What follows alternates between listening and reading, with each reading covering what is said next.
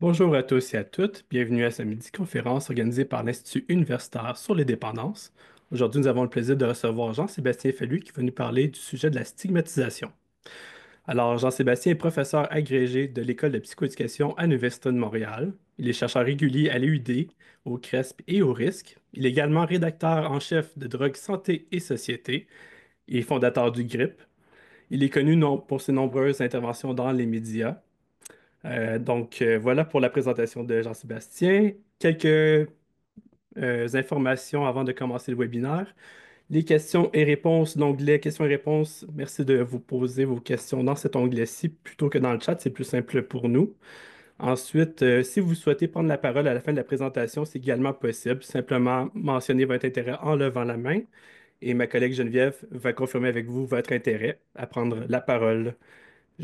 La période de questions va être tenue à la fin, donc on réserve un petit 15 minutes à la fin pour les questions. Je vous encourage à les garder en tête pour les poser à Jean-Sébastien à la toute fin. À toi la parole, Jean-Sébastien. Bonne présentation. Merci beaucoup. Alors, bonjour, merci d'être là, bienvenue. Je vais partager tout de suite mon écran. Voilà. Et je vais donc vous parler aujourd'hui de la stigmatisation des personnes utilisatrices de substances et en lien avec l'intervention en dépendance. Avant de commencer, Jean-Philippe m'a présenté sous mon jour professionnel, mais je tiens à aussi me présenter plus personnellement, en fait, de parler de ma positionnalité. C'est quelque chose que je fais de plus en plus. La positionnalité en recherche, c'est dans le fond la réflexion, le dévoilement là, au niveau de l'impact des structures de pouvoir euh, explicites ou implicites, là, des privilèges d'oppression sur le processus de recherche, sur les personnes qu'on étudie, sur le transfert de connaissances. Euh, c'est quelque chose qui est assez fréquent en sciences humaines, en anthropologie, mais que j'adopte de plus en plus pour toutes sortes de raisons, notamment pour celle de transparence et d'éthique en recherche. Il y a des écrits et des réflexions très intéressantes là-dessus. Je sais qu'il y a des gens comme les Foucault de ce monde qui aiment pas ça parce que ça a comme un risque d'essentialiser nos identités, de nous mettre dans des boîtes, mais je pense qu'il faut éviter de se mettre justement dans des boîtes, mais de reconnaître, puis d'éviter d'invisibiliser aussi ces réalités-là. Puis ça a vraiment des liens. Puis contrairement à ce qu'on peut penser, la recherche, c'est une recherche de vérité puis d'objectivité, mais c'est jamais complètement objectif et subjectif. Euh, et donc, la position qu'on a peut avoir un lien avec la collecte de données, les questions qu'on pose pas, les mesures, comment on mesure les choses, où est-ce que qu'est-ce qu'on choisit comme variable ou pas, les analyses qu'on fait, les interprétations, bref, tout ça. Je ne veux pas m'éterniser là-dessus, mais donc rapidement, je veux nommer que je suis donc un homme blanc cisgenre. Je suis un prof d'université, oui, mais je suis pas scientiste ni réductionniste, donc je ramène pas tout à la science. Je pense qu'il y a d'autres façons d'apprécier le réel. Puis je suis pas réductionniste, je pense qu'il y a des niveaux de compréhension, d'explication qui sont bien au-delà de la question des échanges dans le cerveau, là, par exemple. Je suis en bonne santé, je suis papa de deux garçons de bientôt 12 et 17 ans en garde partagée, agnostique, hétéroflexible, bi-queer, c'est selon, hétéroromantique, polyamoureux, libertin, ex-travailleur du sexe. Et personne concernée par le sujet aujourd'hui, personne qui consomme des drogues. J'y reviendrai plus tard, j'ai fait un dévoilement là-dessus. Puis je suis aussi ex-vendeur de cannabis, allié féministe antiraciste, et je crois à la justice sociale et aux facteurs et interventions systémiques. Alors, ceci étant dit, commençons. Le but aujourd'hui, c'est de répondre à trois questions. C'est sûr que c'est un vaste sujet. On pourrait en parler sous plusieurs angles et très longuement, mais je vais essayer de rentrer dans 30-40 minutes. Donc, trois questions. Qu'est-ce que la stigmatisation? Comment elle se manifeste? Quelles sont les conséquences négatives de la stigmatisation? Puis, quelles solutions apporter dans l'intervention en dépendance ou ailleurs? Mais aujourd'hui, je vais essayer de camper ça en dépendance. Peut-être mentionner d'entrée de jeu que la question du stigmate associé à l'usage ou au trouble d'usage de drogue, de substances, c'est une question extrêmement importante pour plusieurs raisons. D'abord, c'est très fréquent dans l'ensemble du réseau de la santé et des services sociaux. Les études montrent que c'est très, très présent et ça engendre des soins de moindre qualité qui se répercutent, on va le voir plus tard, là, évidemment, sur la santé. Selon là, même l'OMS, le CCDUS, les troubles liés à l'usage de drogue sont parmi les problèmes de santé les plus stigmatisés. Donc, je vais vous parler de tout ça et espérons-le vous convaincre de l'importance et d'essayer de commencer une réflexion sur comment on peut réduire cette stigmatisation-là. Donc, d'abord, c'est quoi la stigmatisation? La stigmatisation de l'usage de drogue, là, dans le domaine de l'usage de drogue, ça a été posé d'abord par Irving Goffman en 63. C'est essentiellement une caractéristique, selon Goffman, là, au départ, là, qui discrédite profondément la personne, qui la rend pas tout à fait humaine, qui la déshumanise, là. C'est un concept au départ qui était issu de la stigmatisation de la psychologie, mais qui a été redéfini par la sociologie pour faire face aux critiques d'un focus qui était assez individuel pour reconnaître le processus interactif social d'attribution, d'étiquette, de stigmate dans notre société et les structures de pouvoir qui contribuent à tout ça. Ça recoupe, selon certains auteurs comme Hudson Buehler, les concepts de racisme et de discrimination, mais ça en diffère de plusieurs façons. La stigmatisation inclut plusieurs caractéristiques et statuts, puis, comme je l'ai dit, la discrimination, à la fois individuelle et structurelle, en fait partie. Euh, la stigmatisation, là, je l'ai mentionné, il y a la psychologie qui est impliquée au départ, la sociologie, mais il y a plusieurs domaines variés et distincts qui ont contribué à l'état des connaissances sur le sujet, incluant l'anthropologie. Euh, Puis, je pense que c'est aussi, là, quand on parle de qu'est-ce que c'est la stigmatisation, dans le domaine de la santé physique ou mentale, c'est un processus au travers duquel se construisent ou se renforcent des représentations sociales négatives à l'égard de certains groupes qui sont étiquetés, souvent dans le domaine de la santé, sur la base de problèmes de santé jugés évitables ou sous leur contrôle. Mais en même temps, on voit qu'il y a une grande différence, euh, une incohérence entre des maladies qui peuvent être développées suite à des comportements volontaires, comme le diabète de type 2, qui sont beaucoup moins stigmatisés que des problèmes liés à l'usage. Et donc, c'est d'accoler des stéréotypes, des préjugés, c'est ce processus-là de marquer les individus. Puis même, dans le domaine de la santé, encore une fois, on va parler de bons ou mauvais malades ou de bonnes ou mauvaises personnes ou de bonnes ou mauvaises maladies. Je peux peut-être rajouter aussi qu'au départ, le concept même de stigmatisation, d'étiqueter des individus considérés hors normes, là, parce qu'au final, c'est ça, c'est des personnes qu'on étiquette, qu'on marque parce qu'ils ont des comportements où ils ont des caractéristiques en dehors des normes formelles ou informelles. Puis l'origine de ça, ça serait les esclaves qui tentaient de fuir et qu'on marquait au fer rouge pour les identifier. Dans le domaine des substances psychoactives, si on parle de stigmates en particulier, on peut penser aux discours qui disent que les personnes qui consomment ou qui ont des problèmes de consommation sont faibles, irresponsables, sont immoraux, ils n'ont pas de volonté, sont incompétents.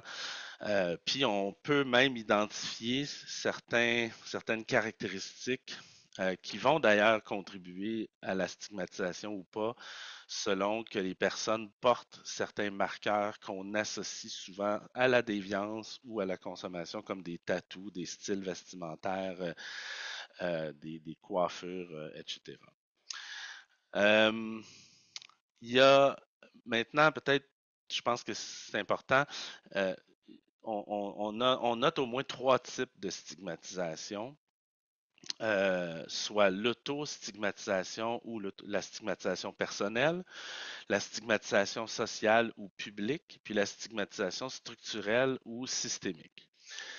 La stigmatisation personnelle ou l'autostigmatisation, dans le fond, c'est l'intériorisation puis l'anticipation des messages négatifs au sujet des personnes qui consomment des drogues ou qui ont des troubles.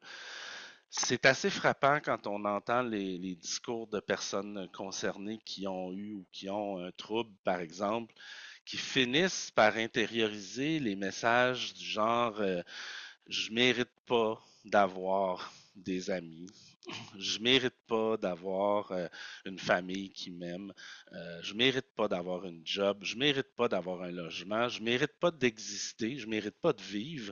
C'est des choses, quand on entend là, les personnes qui racontent leur expérience, c'est vraiment des choses qui ressortent. La stigmatisation sociale et publique, ben c'est essentiellement c'est ces messages-là, les attitudes, les comportements, les étiquettes, les images dans les discours, soit des amis, des membres de la famille, des collègues de travail, ou dans les médias, même des représentations très négatives et stigmatisantes des personnes. Puis la stigmatisation structurelle ou systémique, c'est l'ensemble des politiques euh, publiques ou internes, là, ça peut être évidemment au niveau des gouvernements, mais aussi dans les institutions, dans les établissements, dans le réseau de santé et services sociaux, qui vont, par exemple, euh, mettre des barrières dans l'accès, qui peuvent être parfois dans les interactions individuelles, mais parfois c'est carrément dans les politiques ou c'est systémique, c'est-à-dire que c'est pas nommé, c'est pas là, mais c'est dans des interactions entre les systèmes, les politiques et les personnes que finalement on stigmatise davantage les personnes qui consomment et j'y reviendrai dans les conséquences. Euh, Peut-être avant d'aller justement dans les mécanismes d'action puis les conséquences, mentionner quelque chose qui rend le sujet de la stigmatisation au niveau de la consommation encore plus complexe, je pense, que la stigmatisation d'autres problèmes de santé mentale ou d'autres caractéristiques ou identités. C'est qu'il y a des éléments, d'abord au niveau de la consommation. Est-ce qu'on parle d'usage ou est-ce qu'on parle de troubles d'usage? Puis, est-ce qu'on parle de ces éléments-là dans le passé ou actuellement? Donc, il y a comme quatre catégories finalement. On peut être un consommateur passé ou actif, puis on peut être une personne qui a eu un trouble ou qui en a un. Puis ces différentes identités-là, finalement, puis la stigmatisation, émerge pas, puis se manifeste pas nécessairement de la même façon, puis avec la même intensité, et donc ça fait pas nécessairement appel aux mêmes interventions ou solutions. J'y reviendrai peut-être plus tard, là, mais d'ailleurs, il y a des gens qui disent faudrait déstigmatiser effectivement le trouble, mais il faudrait stigmatiser l'usage pour toutes sortes de raisons, là, de désapprobation. Puis évidemment, ça rend la question très complexe qu'on ne retrouve pas dans des problèmes autres. Euh, Puis il y a aussi la question des substances légales versus illégales. Euh, Déjà, j'y reviendrai, mais l'effet des règles politiques et des lois est évidemment lié à cette stigmatisation-là. Mais il y a quand même des drogues euh, ou des substances légales, comme je pense au tabac, qui sont légales dans notre société depuis très longtemps, mais qui est légal depuis très longtemps, mais qui est pourtant quand même assez stigmatisé. Bon, c'est pas une stigmatisation très féroce, là, on n'est pas dans des peines d'emprisonnement, mais quand même. Et il y a aussi le cannabis qui, bien qu'il ait été légalisé là, depuis 7 ans bientôt, euh, reste quand même moins qu'avant, mais reste quand même en partie stigmatisé. Et pour d'autres substances, comme par exemple l'alcool, ou dans des endroits comme le Québec, le Canada et dans les wet countries, là, où c'est très, très consommé, ben, on voit que c'est finalement l'inverse, là, c'est même la non-consommation qui est stigmatisée. Donc, juste nommer ces choses-là qui, évidemment, euh, amènent des espèces de fractures dans la relation entre les produits, leur nature, leur statut juridique et la stigmatisation. Avant de parler des conséquences, peut-être mentionner les principaux mécanismes d'action de la stigmatisation. Quand on regarde ça de près dans la littérature, on voit que les personnes stigmatisées, porteuses du stigmate, et ça s'applique évidemment à d'autres choses que les personnes utilisatrices, à d'autres objets, mais quand même, ça s'applique ici aussi. C'est lié à beaucoup d'isolement social. Là. Pensez à ce que je disais plus tôt, je ne mérite pas d'amis, de famille. Dans le fond, les gens s'isolent. Ça limite l'accès aux ressources, puis je vais y revenir, c'est directement lié à des conséquences, mais donc des ressources même pour prévenir que ça dégénère et pour aller mieux quand ça a été problématique. Puis ces ressources-là sont de toutes sortes, là, pas juste financières.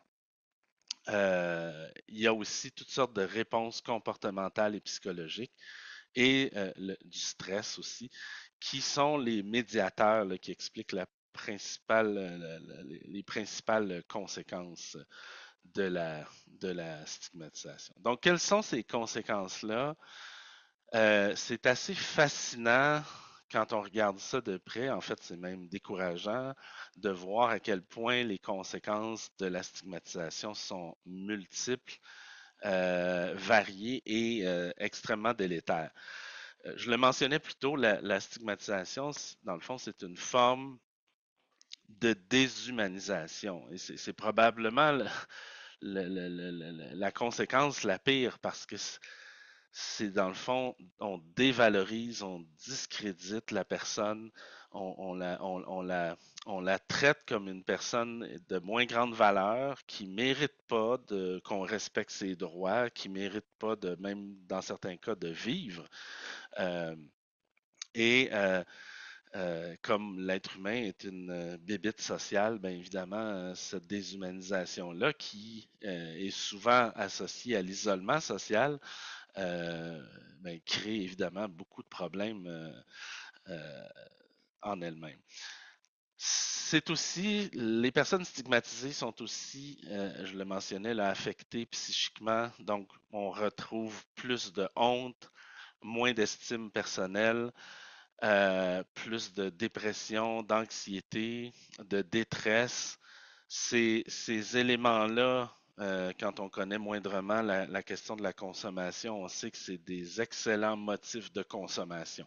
La stigmatisation, là, puis je le mentionnais, certains disent qu'il faut stigmatiser l'usage. C'est pas pour causer des problèmes que ces personnes-là pensent ça, c'est parce que ces personnes pensent que ça va euh, aider à ce que la personne consomme moins ou que les personnes ne commencent pas à consommer, etc. Mais ce qu'on voit, du moins auprès des personnes consommatrices, c'est que ça a l'effet contraire, parce que par une augmentation de la détresse, de l'anxiété, de la dépression, de l'estime de soi qui baisse, ben, c'est des motifs d'auto-médication, d'autorégulation par la consommation. Donc, ça augmente la consommation, qui est aussi une conséquence de la stigmatisation. La honte aussi, couplée euh, à, à, à, cette à cette intériorisation-là de la stigmatisation fait qu'il y a moins de demandes de services. Les personnes, c'est très bien documenté, les gens ont honte, en parlent pas à leurs amis, à leurs médecins, vont moins chercher d'aide parce que c'est un problème stigmatisé. Donc, si on va chercher de l'aide, puis on demande des services, ben déjà, on avoue qu'on a le problème stigmatisé, donc c'est pas une bonne chose. Mais non seulement ça, et ça c'est très bien documenté, je le mentionnais rapidement au début, il y a aussi une discrimination dans l'accès aux services de santé, services sociaux, par toutes sortes de mécanismes, mais on refuse des soins dans le réseau à des personnes qui ont ce stigmate-là. Petite parenthèse, d'ailleurs, un collègue me disait qu'en France, pendant la COVID, il y avait des ressources limitées au niveau du matériel dans les soins intensifs. Ben, des décisions qui ont été prises, c'est de pas prioriser, en fait, d'exclure et donc de causer le décès des personnes qui avaient des problèmes de consommation. Quand on dit que la stigmatisation tue, euh, des fois, c'est carrément directement comme ça. Non seulement il y a une discrimination dans l'accès aux soins, mais il y a aussi une discrimination dans l'accès au logement et à l'emploi. Et c'est deux choses qui sont des mécanismes principaux d'intégration sociale et de réinsertion sociale, le logement et l'emploi. Donc, ces personnes-là, souvent, sont désavantagées à ce niveau-là. Euh, on voit aussi plus de suicides, d'itinérance, de peines d'emprisonnement, évidemment plus de pauvreté. Tout ça est lié, évidemment, et ultimement moins bons états de santé.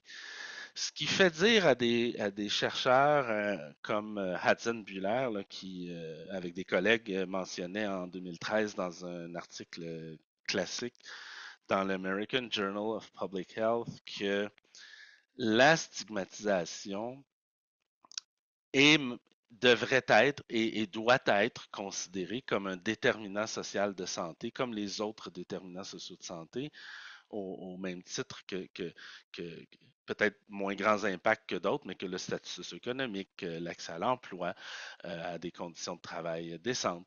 Parce que, dans le fond, la stigmatisation affecte des gens de toutes les classes, affecte les ressources pour prévenir la maladie, puis améliorer le pronostic quand on a des problèmes de santé. Puis ça affecte aussi les personnes dans la durée, dans le temps, faisant en sorte que ça rencontre les critères des déterminants sociaux de santé. Et Adrienne Buller et ses collègues vont même plus loin en disant, puis là je vais y arriver dans les solutions, que c'est tellement puissant la stigmatisation que si on s'en tient seulement à agir sur les mécanismes ou les médiateurs par lesquels la stigmatisation impacte les états de santé sans s'en prendre directement à la stigmatisation, ben, les effets de cette stigmatisation-là vont quand même s'avérer par des nouveaux mécanismes où on va s'en inventer. Donc, c'est une des conclusions de ces collègues de cibler des interventions directement qui agissent à la source du problème de la stigmatisation. Euh, ben justement, quelles sont les solutions qu'on peut apporter? C'est la dernière partie de ma présentation aujourd'hui. Ben déjà c'est un peu en phase avec ce que je disais là, de Hadzenbuehler.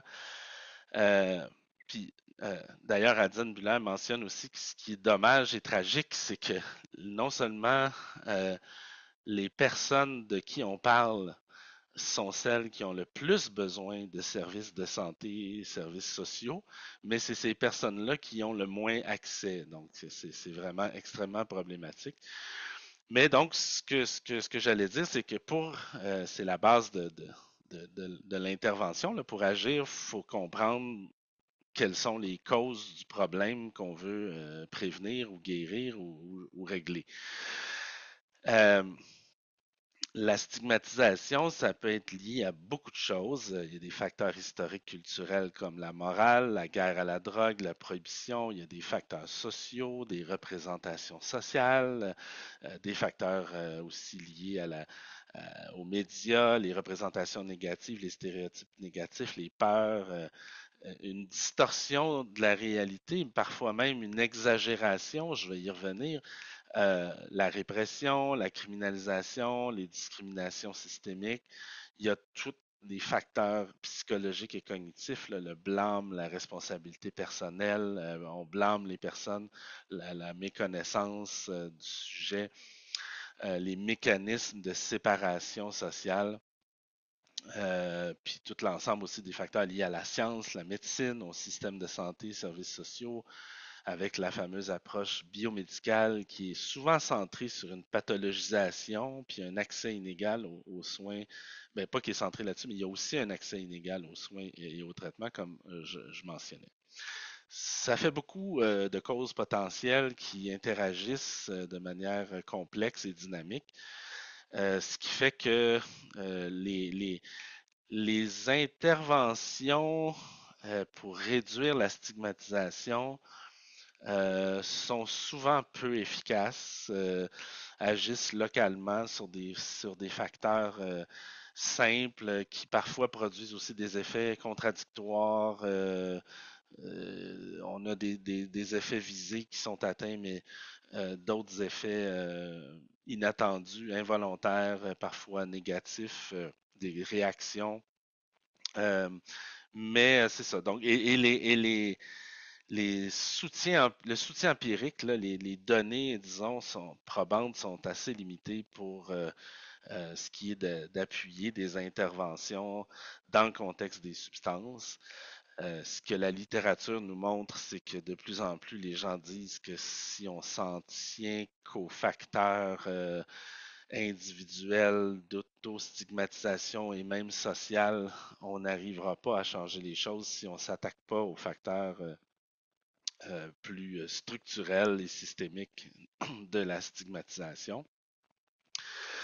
Et ça requiert une approche multidisciplinaire, là, je le mentionnais, psychologie, sociologie, mais aussi anthropo, épidémio, biologie. Ça mérite beaucoup de concertation et de travail multi et interdisciplinaire. Donc, les solutions, je vais terminer avec ça. Euh, Encore une fois, euh, les études, je ne l'ai pas mentionné, mais je vais le répéter. euh, je recommence. Je ne l'ai pas mentionné, mais je vais faire le lien avec ce que je disais plus tôt. C'est que la plupart des études se sont intéressées aux troubles de l'usage. Il y a très peu de réflexion, puis encore moins d'interventions évaluées sur la déstigmatisation de l'usage. Puis quand on est dans des problèmes de santé mentale, ben c'est assez clair. On est dans déstigmatiser le trouble. Mais dans l'usage de drogue, souvent on va être dans le trouble, mais ouais, c'est ça, on est dans le trouble, mais on parle peu de déstigmatiser l'usage. Puis comme je le disais, il y en a même qui disent qu'il faut le stigmatiser, cet usage-là, ce qui est assez complexe. Merci, je pourrais y revenir peut-être à la toute fin. Mais essentiellement, ce que je vais vous présenter là, c'est basé sur ce que les connaissances disent, mais c'est surtout pour le trouble. Je vais ajouter des éléments qui sont peut-être plus théoriques, puis qui peuvent aussi s'appliquer pour la question de l'usage. D'abord, il y a la question de l'éducation, la réflexivité. euh, il y a plusieurs choses là-dedans, mais c'est clair que c'est la méthode de base de donner des informations factuelles, soit dans la population ou auprès des intervenants. Soit dit en passant, les données montrent que les personnes dans le réseau de la santé et services sociaux stigmatisent autant que la population à la base. Euh, donc, de donner des informations factuelles dans le but de corriger des fausses croyances, des stéréotypes, des mythes, des attitudes négatives.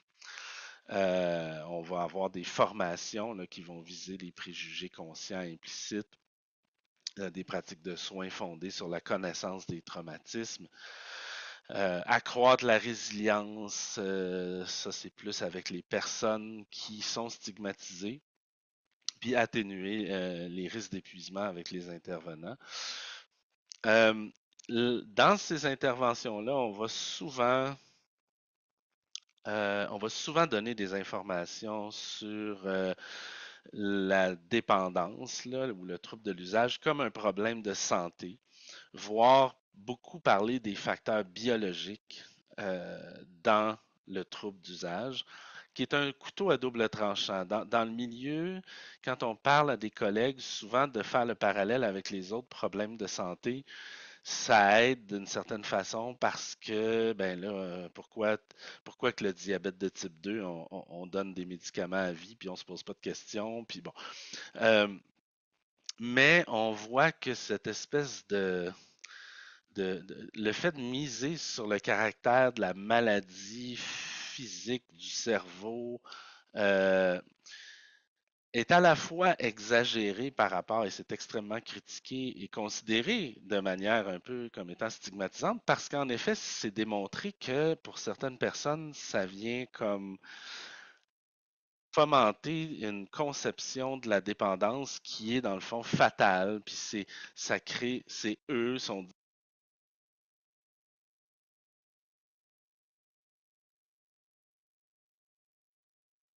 Oui, Jean-Sébastien, on a perdu ton micro.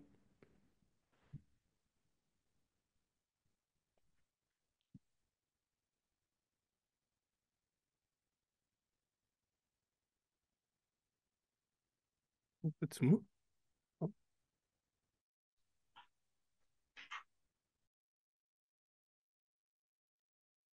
Jean-Sébastien, est-ce que tu m'entends?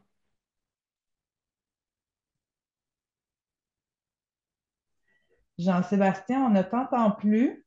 Donc, si tu peux réajuster ton micro, on ne t'entend plus.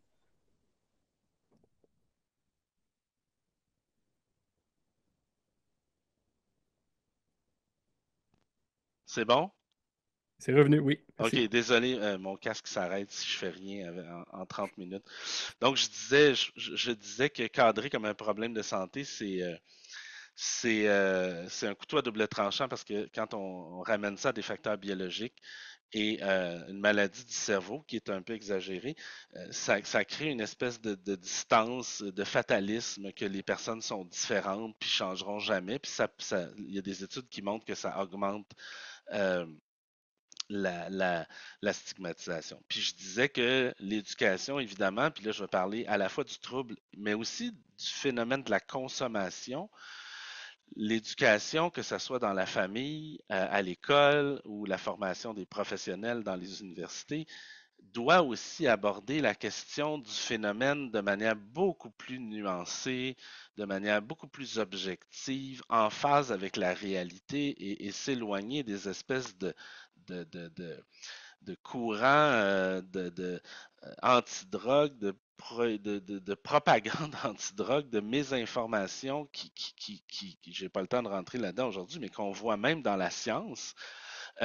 Et parler aussi du fait que la majorité des personnes qui ont des troubles finissent par aller mieux, se réinsérer socialement, que c'est pas vrai là, que toutes les personnes qui consomment développent un trouble, puis c'est pas vrai que toutes les personnes qui ont un trouble restent dans cet état-là pour le restant de leur jour. Contrer ces informations-là pour justement déstigmatiser. Une autre solution, c'est pas complètement indépendant parce qu'évidemment, tout ça est lié et quand on veut faire justement de l'exposition, là, c'est une autre façon d'agir à la fois auprès des professionnels, mais aussi de la population générale, d'exposer les gens, de leur donner des occasions d'échange avec des personnes qui ont eu, par exemple, un trouble de consommation. Bien évidemment, on va aussi faire un peu d'éducation en même temps. Donc, on a des programmes souvent d'exposition et d'échanges simples, mais souvent c'est couplé avec l'éducation pour sensibiliser le public ou les intervenants là, à certaines problématiques ou à certaines réalités, dont la consommation puis le trouble. Euh, euh, il y a aussi, évidemment, la question, c'est pas exactement ça, mais des représentations sociales dans les médias, les films, les séries, la culture, qui joue beaucoup sur les perceptions, comment on se représente, les croyances par rapport à cette question-là de la consommation et du trouble. C'est sûr que ça va dans les deux sens. La culture reflète justement les représentations, puis la société va construire aussi ou renforcer ces représentations, ces perceptions à partir des médias, des films, des séries, de la culture en général. Mais c'est sûr que c'est un lieu d'action important. J'ai indiqué ici adapter nos actions aux valeurs des gens aussi. Là, ça, c'est assez intéressant. C'est qu'il y a des études qui ont montré que ce soit même dans l'éducation, mais dans les actions de déstigmatisation, euh, c'est important de s'adapter aux valeurs des gens. Puis carrément, on le sait que les valeurs plus conservatrices qui sont associées à une résistance au changement, euh, on a vu des études où les gens réagissaient moins bien, voire même avec des effets contraires quand ils avaient des valeurs conservatrices face aux actions de déstigmatisation. Et donc, ça nous amène à se dire qu'il faut mieux cibler les interventions. Il y a évidemment toute la question d'impliquer les personnes concernées, qui est un lieu d'échange et d'exposition à des personnes qui vont aller chercher des services. Là, on peut avoir des choses assez simples, informelles, menées par des pairs, mais ça peut être aussi très structuré dans le système de soins de santé. Puis ça permet une exposition, un échange avec même des personnes qui n'ont pas de problème, qui n'ont pas le trouble. Et ça permet aussi aux personnes concernées de se sentir valorisées, d'aller chercher d'aller chercher ben c'est ça, de l'expérience, de la valorisation, puis de voir qu'elles sont autre chose que des personnes qui consomment. Donc tout ça, c'est pour favoriser là, en fait, ces échanges-là, diminuer l'inconfort, la méfiance, la peur. Voilà. Et on peut évidemment penser à toutes les campagnes médias qui ont ce but-là aussi. Puis pour les représentations, c'est pour ça qu'au début, dans ma positionnalité, j'en parle. C'est pour ça que j'ai fait un dévoilement pour changer les représentations. J'ai pas le temps de rentrer dans les détails aujourd'hui, mais c'est une question de, évidemment, pas encourager ou banaliser l'usage, mais de changer la façon qu'on en parle, les représentations, puis ultimement d'inclusion des personnes utilisatrices de substances. Euh, Ensuite, le langage et le vocabulaire, c'est l'avant-dernière diapo et solution, qui est quand même assez centrale là, comme moyen pour réduire la stigmatisation, pour éviter, dans le fond, les étiquettes et les exagérations, d'utiliser un langage à la fois centré sur la personne, mais aussi précis et exact, puis cesser d'exagérer quand on parle à la fois de l'usage ou du trouble d'usage. Euh, il y a beaucoup de gens qui disent ah, c'est du political correctness. Moi, je m'inscris en porte-à-faux avec ça parce que les mots sont porteurs de biais, d'idéologie. Les mots reflètent nos jugements, nos attitudes, ça façonne nos pensées, ça traduit les manières dont la société voit, soutient ou pas les personnes qui consomment des drogues. Ça peut blesser, ça peut dénigrer, ça peut être extrêmement dommageable et donc c'est important de réfléchir aux mots qu'on utilise, d'éviter évidemment les mots comme drogué, junkie, mais même des mots comme, moi j'évite les mots comme drogue illicite, parce qu'illicite ça veut dire illégal et immoral. Déjà, une drogue ne peut pas être immorale, mais en plus, il y a un mot qui fait un job, là, c'est illégal. Il y a toutes sortes de mots qui se sont introduits dans notre langage, rechute, euh, et même consommation inappropriée, mésusage irresponsable ou même responsable. Éviter le plus possible les mots qui sont porteurs de jugement, puis utiliser des mots qui décrivent la réalité de manière le plus objective, la plus objective possible.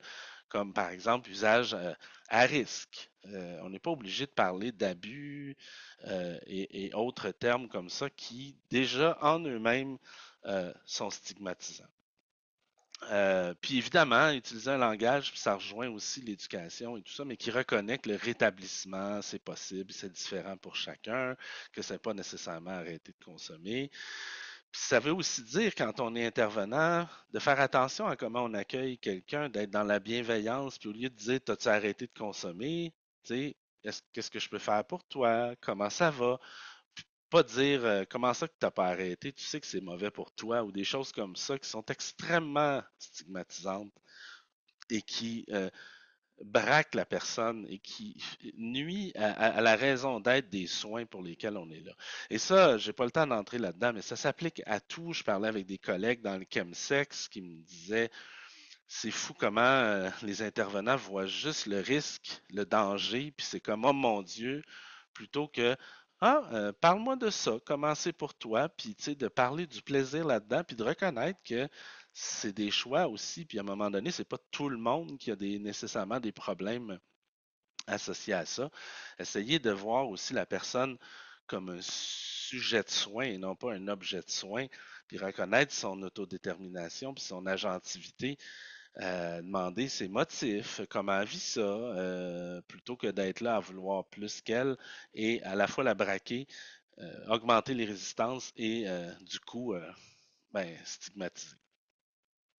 Je termine avec les lois et politiques. Je ne peux pas éviter la question des lois et politiques. Évidemment, pour les intervenants, il n'y a pas beaucoup de levier, mais quoi qu'on peut toujours agir comme citoyen et même dans nos institutions, parce que les lois, politiques, règlements, c'est oui, c'est à la fois public, mais c'est aussi interne, d'éviter les obstacles, d'éliminer les obstacles dans le système, lutter contre la discrimination euh, le plus possible d'avoir des gens compétents, d'avoir des valeurs d'accès aux soins, l'équité en soins, puis de les mettre de l'avant pour justement favoriser l'offre de services puis l'inclusion des personnes qui viennent chercher des, des soins. Puis évidemment, ben, au niveau plus euh, public et politique et plus au niveau sociétal, euh, ben, disons que si stigmatiser, c'est accoler des étiquettes à des personnes hors normes, on ne peut pas faire l'économie de remettre en question la guerre à la drogue, la criminalisation, la prohibition. D'ailleurs, c'est assez fascinant, là, puis je ne suis pas le seul à le dire, que c'est inévitable de parler de ça si on veut être sérieux par rapport à la stigmatisation. Puis autant que j'étais très heureux que l'administratrice en chef de santé publique du Canada, Theresa Tam, en 2019, a publié un rapport sur la stigmatisation. Autant j'étais subjugué, abasourdi, étonné, je cherche mes qualificatifs, de voir que jamais dans le document on parle des politiques, des lois antidrogue qui, on ne peut pas se compter d'histoire, là, stigmatisent automatiquement, de manière structurelle. Il n'y a pas plus stigmatisant que ces lois-là. Et euh, c'est un problème parce qu'on n'arrivera pas, sans changer des lois, on n'arrivera pas à une forme de normalisation. Puis je sais que c'est un mot des fois qui fait peur en santé publique. Normalisation ne veut pas dire normativisation, ne veut pas dire banalisation, glorification. La ligne est mince. Mais tant qu'on va pathologiser, criminaliser, euh, marginaliser, déshumaniser, stigmatiser les personnes qui consomment, on s'en sortira pas, puis elles non plus. Puis donc, il n'y aura jamais de déstigmatisation possible sans normalisation Euh, Puis il ne faut pas aller de l'autre côté non plus de glorifier la consommation, mais il faut certainement éviter la dramatisation, diabolisation, puis ben, la stigmatisation des personnes qui consomment. Donc, pour moi, c'est un élément fondamental, mais tout ça, c'est aussi au niveau des institutions de vraiment réfléchir, puis je vais terminer là-dessus, à la fois aux politiques, règlements dans nos institutions qui nuisent à l'accès, mais aussi à nos comportements comme intervenants, intervenantes. Puis c'est fascinant comment, même si on est ouvert, même si on se dit dans la réduction des méfaits, c'est important de faire preuve de réflexivité, de s'observer ses comportements dans les structures de pouvoir, des choses qu'on dit, qu'on fait, d'épuisement des fois, parfois, euh, qui vont favoriser malheureusement la stigmatisation. Puis évidemment, personne n'est parfait, c'est pas question de se flageller, mais de honnêtement et humblement réfléchir à ses comportements pour voir comment on peut améliorer l'accès puis les services aux personnes utilisatrices de drogue. Alors, j'ai terminé avec un petit peu plus de temps que j'avais prévu. Voilà. Merci Jean-Sébastien pour cette excellente présentation. Donc, on a une petite période de questions. Je vous invite à les inscrire dans l'onglet questions et réponses.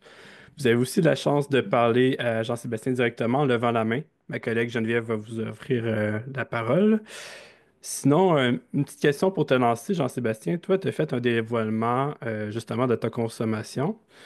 Puis je me demandais, en fait, en tant qu'intervenant, par exemple, est-ce que ça pourrait être souhaitable, eux, de faire le dévoilement envers, par exemple, les personnes qu'ils rencontrent?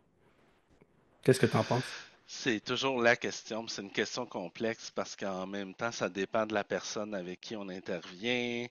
Il y a des gens qui peuvent trouver très crédible qu'on soit une personne qui a utilisé, d'autres nous discréditent. Fait que je pense que c'est important de voir à quoi ça répond.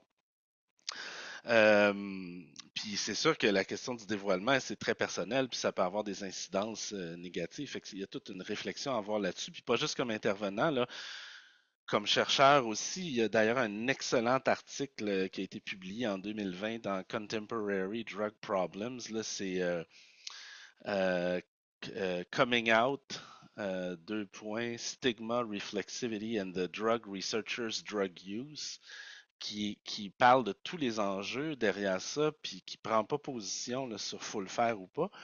Mais je pense que déjà, il faut connaître un peu la personne avec qui on est là, devant nous, puis voir s'il y a un lien de confiance, puis si ça peut servir à quelque chose. Mais c'est une question qui est très, très complexe. Certains disent ben ça risque de banaliser, mais ça, comme je le disais, c'est un couteau à double tranchant. Ça peut banaliser, mais ça peut crédibiliser. Puis si jamais il y a des gens qui s'intéressent, là, le GREA, ben en fait, les fédérations francophones en dépendance ont organisé le sommet sur les dépendances à Morges en novembre dernier, puis il y avait un atelier sur justement le dévoilement sous plusieurs angles, mais il y avait Naïra Meleiva qui est psychologue à Opelia en France et qui parlait spécifiquement là, des enjeux pour une personne en intervention. Euh, voilà. Ça a été enregistré. Et c'est accessible sur YouTube. Peut-être que vous allez rendre le lien disponible, peut-être dans le chat. Je vais voir peut-être Geneviève si tu me donner un coup de main. Sinon, j'ai une question, en fait, une main levée. Je vais passer la parole à Martin. Alors, Martin, simplement ouvrir ton micro. Ouais, voilà, Ouais, ça devrait marcher. ouais. Alors, je me demandais, on vit la stigmatisation, on en vit beaucoup dans la santé. Euh, je m'en viens vers ma question, là. J'ai travaillé dans un organisme. Et de temps en temps, ça arrivait qu'il y avait une overdose. Et puis, quand que l'ambulance arrive ou le premier répondant, mais il ne fallait pas dire que notre organisme contient, on aide des personnes avec qui sont toxicomanes parce qu'ils vont se faire stigmatiser. Parce qu'ils vont se faire probablement qu'on leur donnera pas assez d'analgésiques ou d'antidouleurs ou quoi que ce soit. Alors, ben en fait, je voulais comme parler de ça, puis je voulais savoir qu'est-ce que tu en pensais, toi, Jean-Sébastien. Oui, c'est super intéressant la question, effectivement. C'est d'ailleurs documenté une forme de stigmatisation des personnes utilisatrices. C'est aussi dans le milieu médical où on va consciemment ou pas adopter des attitudes négatives, mais on va aussi des fois être réticent à prescrire des analgésiques parce que la personne consomme, ou on va peut-être même des fois même pas prendre le temps de fouiller un diagnostic parce que la personne dit qu'elle a une douleur ou quelque chose, puis là on se dit ouais, ouais, c'est ça, elle veut juste avoir de la drogue. Fait que c'est vrai que c'est un problème, puis ça date pas d'hier, puis on travaille là-dessus. Mais des fois, j'aime raconter l'anecdote de la congrégation des Sœurs Grises, que je ne sais pas si certaines d'entre vous connaissez, mais les Sœurs Grises euh, aidaient des hommes alcooliques là, au début du dernier siècle. Et c'était très mal vu d'aider les hommes alcooliques comme ça. Puis c'était une insulte qui est devenue leur nom. Les gens les traitaient de sœurs grises parce que quand on est alcoolisé, on est grisé, on dégrise ou on est grisé. Donc, c'est c'est comme ça qu'est venu leur nom.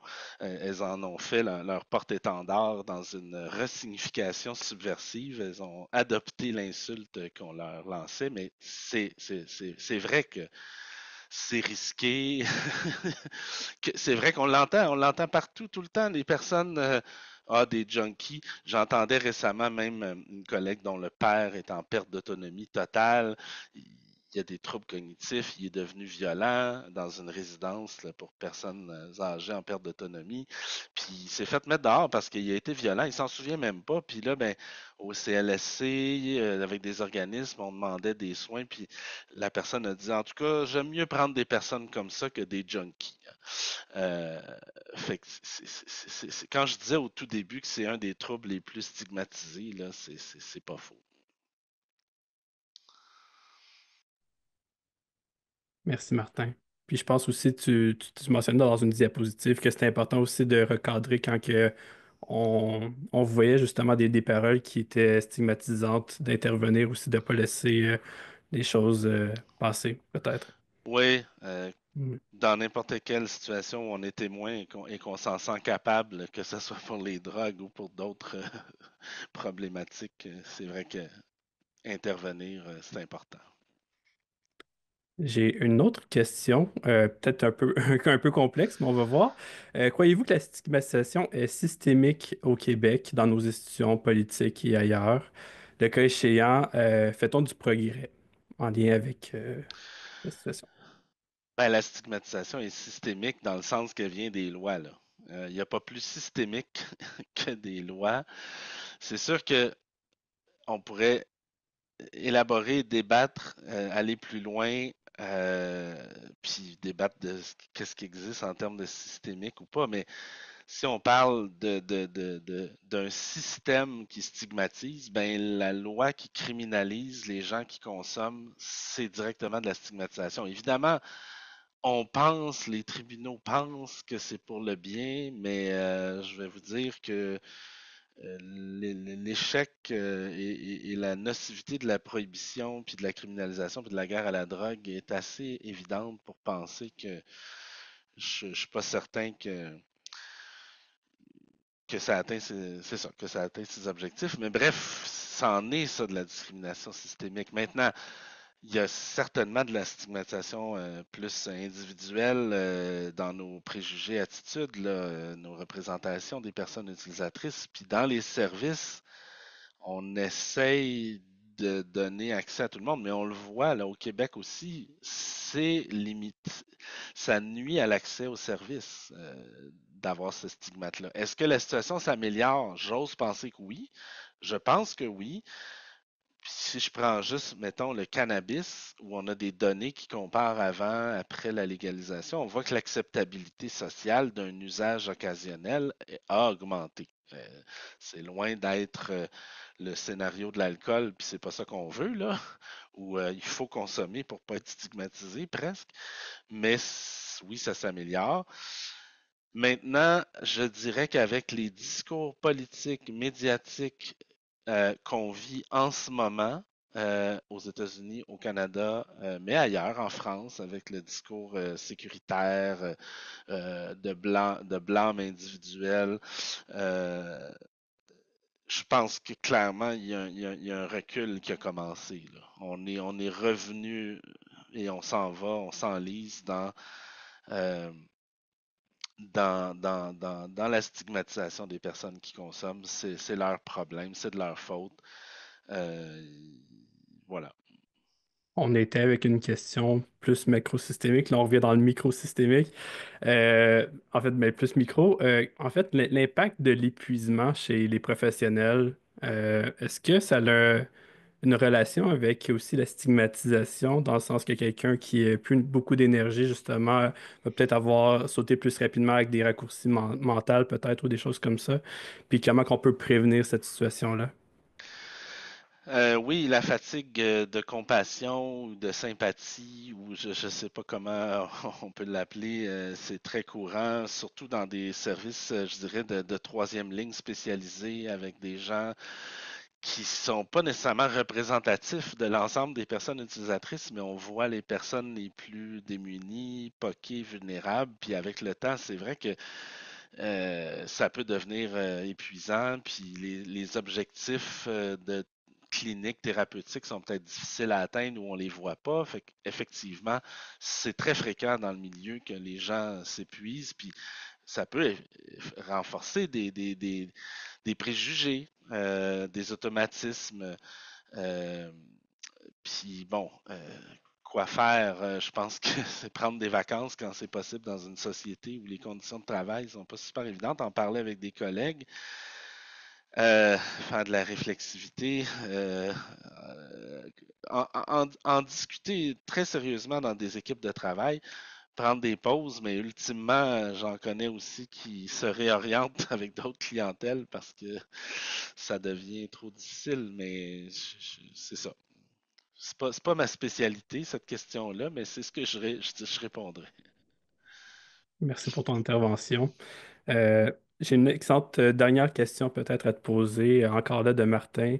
Y a-t-il des façons de travailler en fait la résilience des personnes qui viennent consulter pour l'usage ou un trouble d'usage en lien avec les substances psychoactives, à lutter contre la stigmatisation qui font face?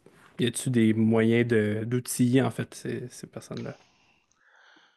Oui, il y a dans les interventions des interventions qui visent exactement ça, qui ont été évaluées, mises en place pour favoriser là, la résilience des personnes. Mais ça aussi, les conclusions, c'est que c'est un couteau à double tranchant parce qu'à force d'agir au niveau individuel, c'est comme si on, on mettait tellement l'importance là-dessus qu'on nie, on néglige, on oublie, puis ça renforce les facteurs qui sont pas sous la responsabilité des personnes. Euh, mais donc c'est ça. La réponse c'est oui, mais c'est pas super efficace, puis peut-être que ça renforce le stigma d'une certaine façon. Donc, c'est une question compliquée, on l'a vu, hein, c'est pas noir ou gris, pas noir ou blanc. C'est quelque part entre les deux dans bien des cas. Donc, merci pour la belle présentation encore une fois. J'invite nos participants de répondre au questionnaire, au sondage par la suite. Je sais que c'est un peu plate, mais 2 minutes de votre temps, ça fait une grosse différence.